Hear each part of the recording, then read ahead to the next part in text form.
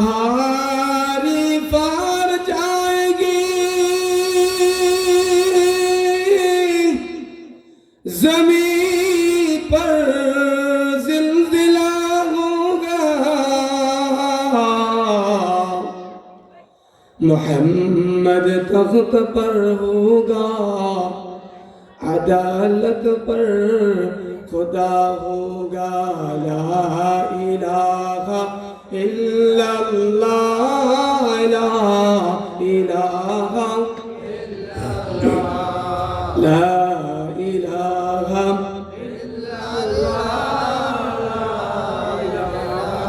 इल्लल्लाह, ला इलाहा इल्लल्लाह, ला इलाहा इल्लल्लाह, ला इलाहा इल्लल्लाह, ला इलाहा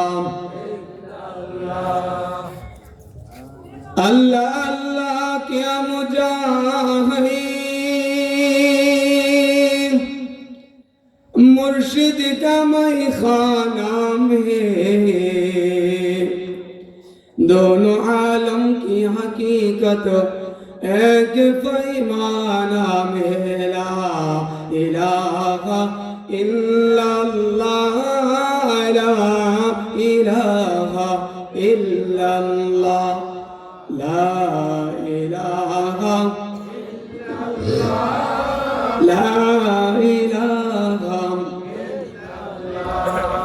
शम्अ में हिम्मत का आजूम, शम्अ में हिम्मत का आजूम तेरे परवानों में है, लुत्फ सीने में नहीं जल जल के मर जाने में है।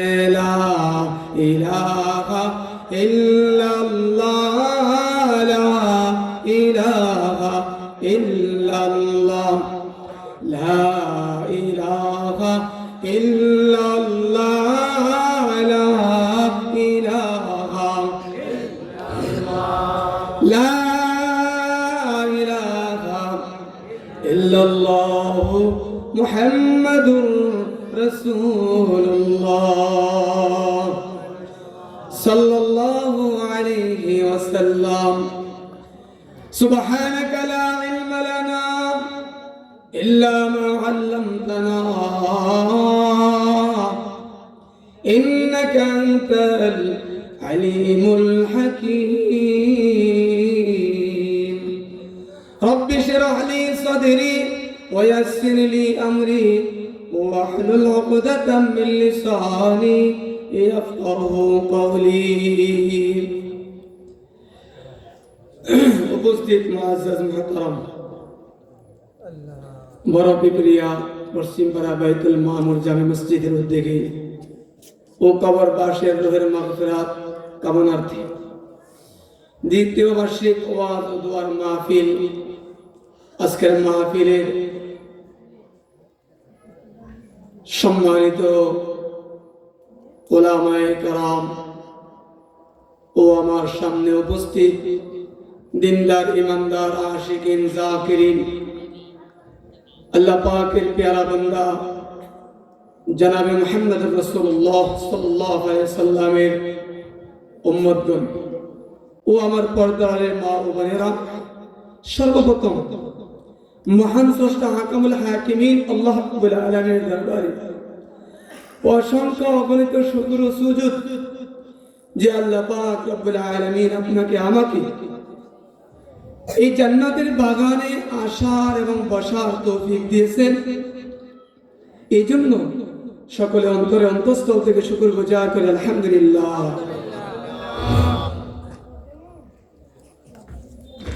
मेरे दोस्तों बुजुर्गों, अल्लाह पाकेर दरबारे আর শুকরিয়া আদায় করে যে আল্লাহ পাক রব্বুল আলামিন আপনাকে আমাকে এই দুনিয়াতে বিনা দরখাস্তে আল্লাহ তাআলা আপনাকে আমাকে মুসলমান হিসেবে পাঠিয়েছেন। এমনকি যে নবীর উসিলায় কুল কায়নাতকে আল্লাহ তাআলা সৃষ্টি করেছেন, ওই নবীর উম্মত হিসাবে আমাদেরকে আল্লাহ তাআলা দুনিয়াতে উম্মত হিসাবে পাঠিয়েছেন। এই জন্য আবার শুকরিয়া বলি আলহামদুলিল্লাহ। আল্লাহ পাকের শুকরিয়া বান্দা কোনোদিন শেষ করতে পারবে বলেন তো? কোনোদিন শেষ করতে পারবে? এই জন্য কবি বলেন, सद हजारा शुक्र तेरा ऐ मेरे परवरदिगार, सद हजारा शुक्र तेरा ऐ मेरे परवरदिगार, फजल तेरा बेकरार लुत्फ तेरा बेशुमार। আল্লাহ তাআলা আপনাকে আমাকে আল্লাহ তাআলা যে অবস্থায় রাখেন, আল্লাহ পাকের শুকরিয়া আদায় করতে হবে। কারণ এই দুনিয়ার মধ্যে কোনদিন একটা মানুষ বলতে পারবে না যে আমি একেবারে সুখী, আমার কোনো দুঃখ নাই, কষ্ট নাই, আমার চাইতে এত শান্তি বলা দুনিয়ার মধ্যে কোনো মানুষ নাই।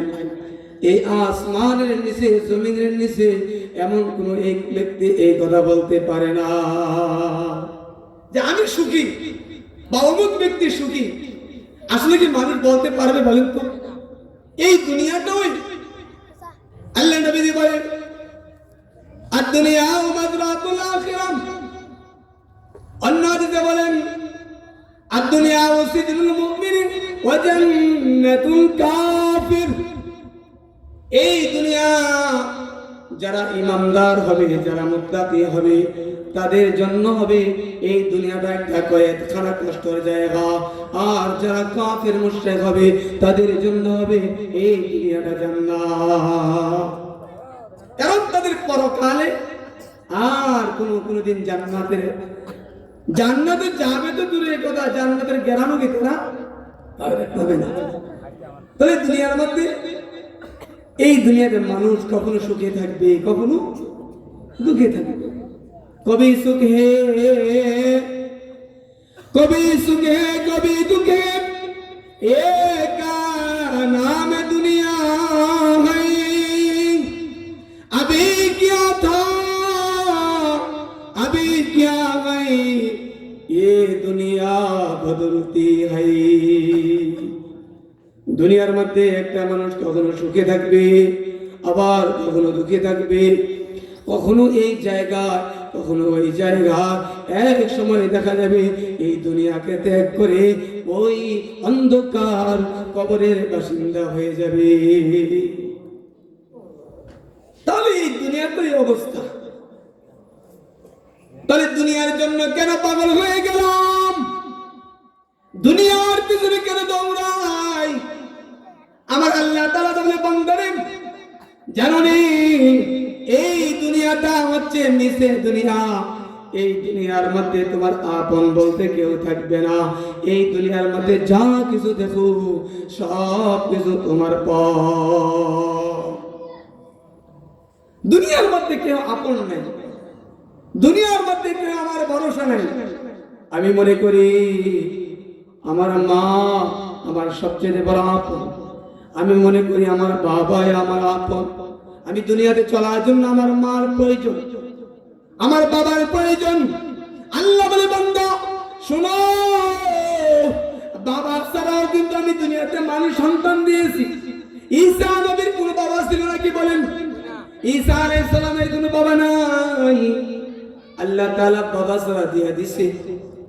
আবার যদি বলে আমার মায়ের প্রয়োজন, দুনিয়াতে চলার জন্য মা লাগবে, বলে শোনো এই দুনিয়াতে চলার জন্য দেখো আল্লাহু আকবার, সাদ্দাতকে যখন আল্লাহ তাআলা কি করছেন, মা ছাড়া ওই সমুদ্রের মাঝখানে মা দুনিয়া থেকে বিদায় নিয়ে চলে গেছে।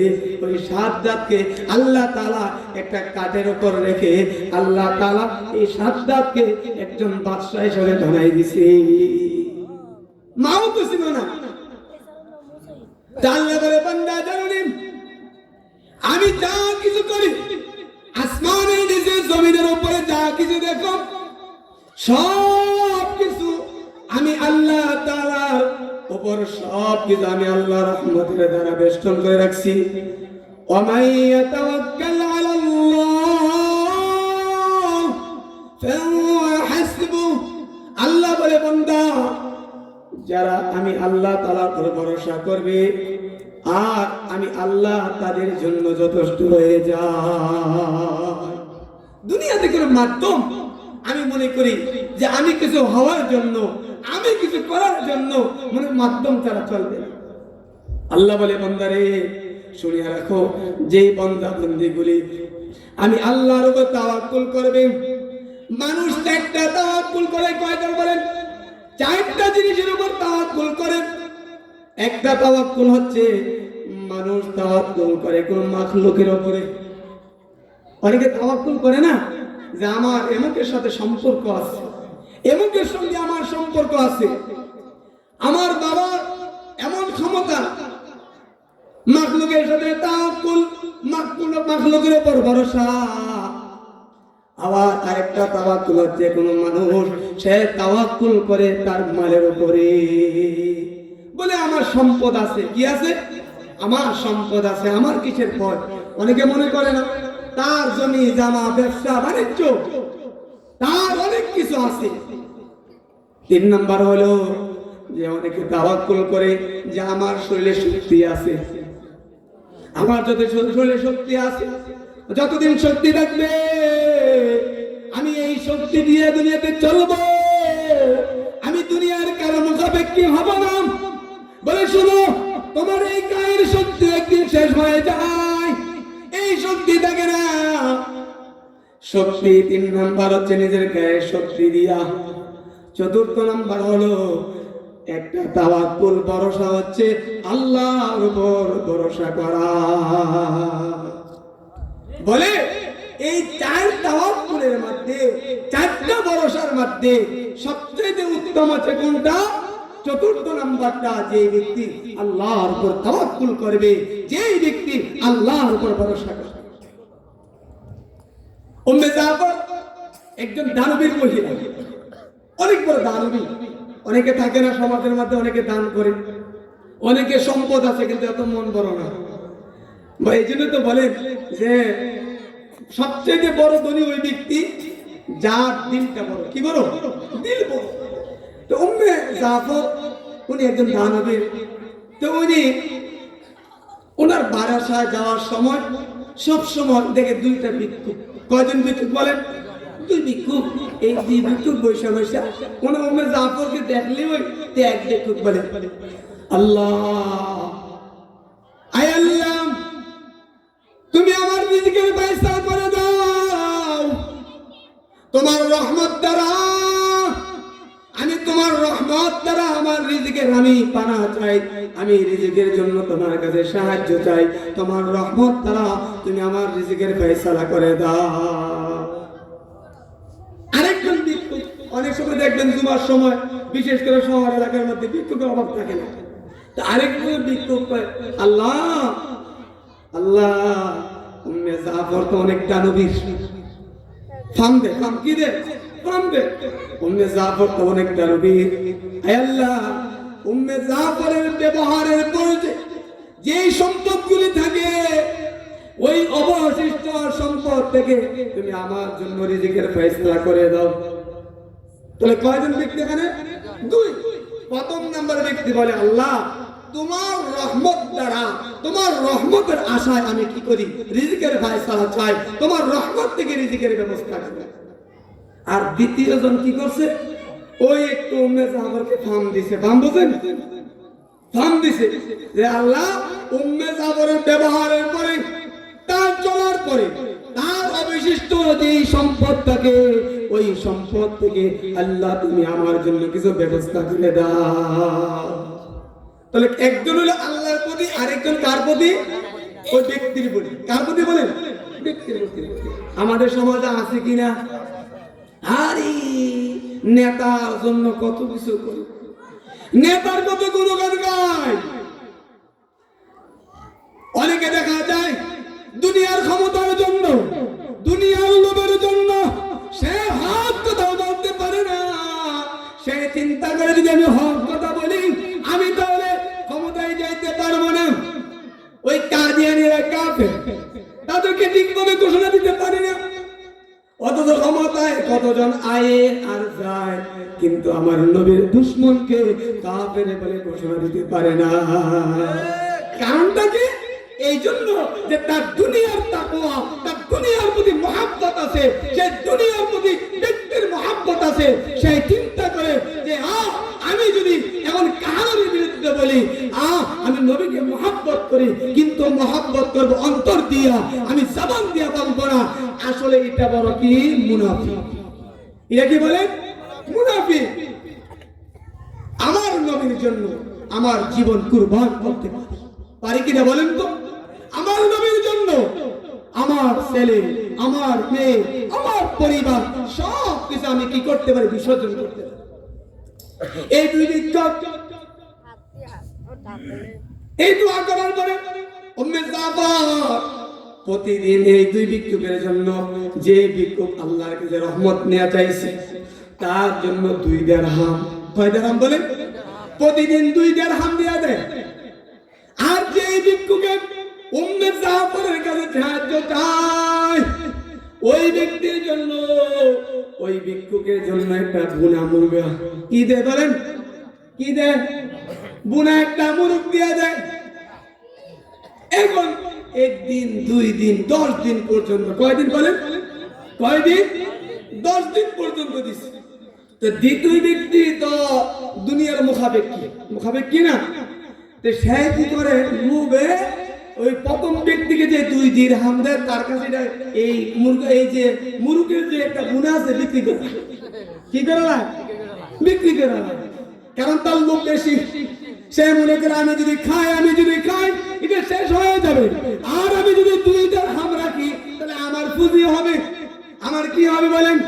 আমার পুঁজি হবে। এখন 10 দিন পর্যন্ত এই 2 দিরহামের বিনিময়ে বুনা মুরগি বিক্রি করে দিচ্ছে। 10 দিন পরে উম্মে জাফর কি করলো? যে ব্যক্তিকে একটা মুরগা বুনা দিত, তাকে ডাক দেয়, সে বলে, শোনো, তুমি এই 10 দিনের ভিতরে কত দিরহাম পাইছো? কত দিরহাম তুমি পাইছো? বলে, আমি তো পাইছি 20 দিরহাম। বিক্রির বিনিময়ে আমি মুরগা বলে বিক্রি করে দিচ্ছি। কত সর্বনাশ! তুমি কি বলো? কি বলো তুমি? হ্যাঁ, আমাকে তো আপনি মুরগা বুনা দিছে, আমার তো টাকার প্রয়োজন, দিরহামের প্রয়োজন, আমি এইটার বিনিময়ে কি করছি? বিক্রি করে দিছি। বলে, বোকা, তুমি জানো তোমার এই মুরগা বুনার ভিতরে আমি উম্মে জাফর প্রতিদিন 10 দিরহাম করে দিয়ে দিচ্ছি। কত দিরহাম?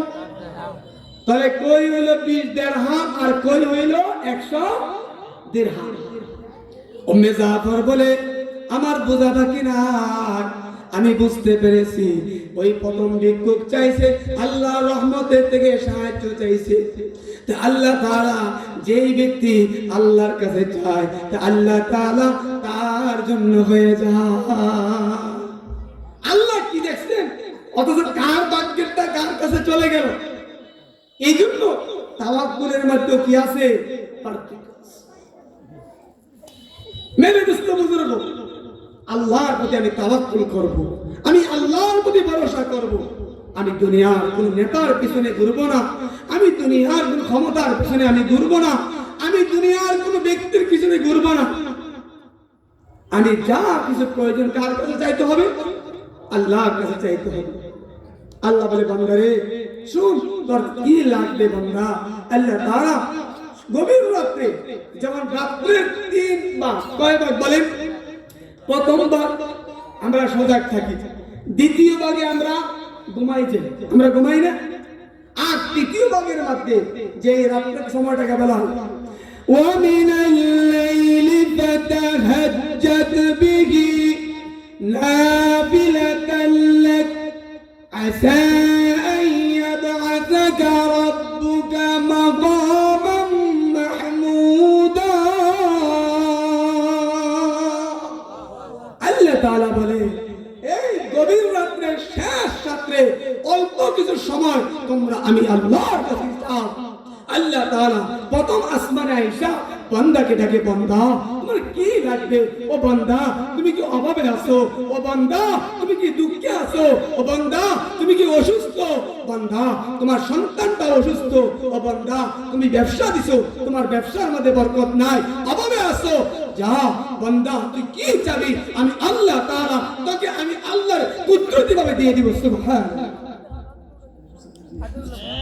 এই জন্য আমার সবকিছু কার দিকে চাও বলেন তো? ইনশাআল্লাহ আল্লাহর দিকে চাবো।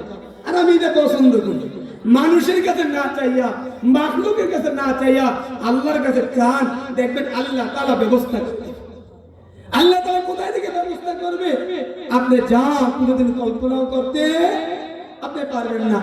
আল্লাহর প্রতি তাওয়াক্কুল করলে, আল্লাহর প্রতি ভরসা করলে আল্লাহ তাআলা বলে ওয়া মান ইয়াত্তাকিল্লাহা ইয়াজআল লাহু মাখরাজা ওয়া ইয়ারযুকুহু মিন হাইথু লা ইয়াহতাসিব। আল্লাহ তাআলা বলে শোনো, আমার যে বান্দা বান্দীগুলি যাদের দিলে আল্লাহ পাকের ভয় থাকবে, আমি আল্লাহ এই ভয়কারী ব্যক্তিকে এমন ভাবে আমি আল্লাহ তার ভয় ভীতি দূর করে দেব, দুনিয়ার সমস্যা সমাধান করে দিব। বলে শোনো, দুনিয়ার মাজারে যায় পাইবা না, দুনিয়ার ব্যক্তির কাছে পাইবা না, এমপির কাছে পাইবা না, মন্ত্রীর কাছে পাইবা না, বাবার কাছে পাইবা না, দুনিয়ার আপনের কাছে পাইবা না, একমাত্র আমি আল্লাহ, আমি আহকামুল হাকিমিন এমন জায়গা থেকে ব্যবস্থা করব। আল্লাহ বলে বান্দা তোমার ধারণাও ছিল না। সুবহানাল্লাহ। তোমার কি ছিল না? ধারণাও ছিল না। মেরে দোস্ত বুজুর্গ, এই জন্য আমার জীবনের যা বিপদ, মানুষের সবচেয়ে বেশি দুনিয়াতে চলার পথে বিপদে পড়ে যায়, টাকার প্রয়োজন হয়, অভাবে পড়ে যায়, অসুস্থতা হয়ে যায়, হয় না? আমরা কিছু হইলে কোথায় যাবো বলেন তো? ইনশাআল্লাহ মসজিদে যাইয়া 2 রাকাত নামাজ পড়ে আল্লাহর কাছে একটা হাত উঠান। গভীর রাতে আপনার সম্ভব হইলে ফজরের নামাজ সময় হওয়ার আগে আপনি 20 মিনিট আগে উঠে যান, আধা ঘন্টা আগে উঠে যান, আপনি তাহাজ্জুদের নামাজ পড়ে আল্লাহর কাছে 2টি হাত উঠান। আল্লাহ বলে বান্দা তুই আমার কাছে হাত উঠাইছো, যা যা, দুনিয়ার কোনো মানুষ দেখে নাই, তুই দুনিয়ার কোনো মানুষের কাছে হাত বাড়াইছস না, যে আমি আল্লাহ ঘোষণা দিয়ে দিলাম তুই কি চাবি আমি আল্লাহ আমার কুদরতের ব্যবস্থা করে দেব। সুবহানাল্লাহ। আল্লাহ তাআলা আমাদেরকে যা কিছু করব আমরা কার কাছে যাব? ইনশাআল্লাহ আল্লাহ তাআলার কাছে যাব। পারবো ইনশাআল্লাহ? যাই হোক ইনশাআল্লাহ দোয়া করবেন আল্লাহ তাআলা যেন এই মাহফিলকে কবুল করে নেয়। এই মাহফিলকে যেন আল্লাহ তাআলা এই এলাকার জন্য, এই কবর সামনে একটা কবর আছে, আল্লাহ তাআলা সকল কবরবাসীদের কবরকে যেন আল্লাহ তাআলা জান্নাতের বাগান বানায় দেবেন। আমিন।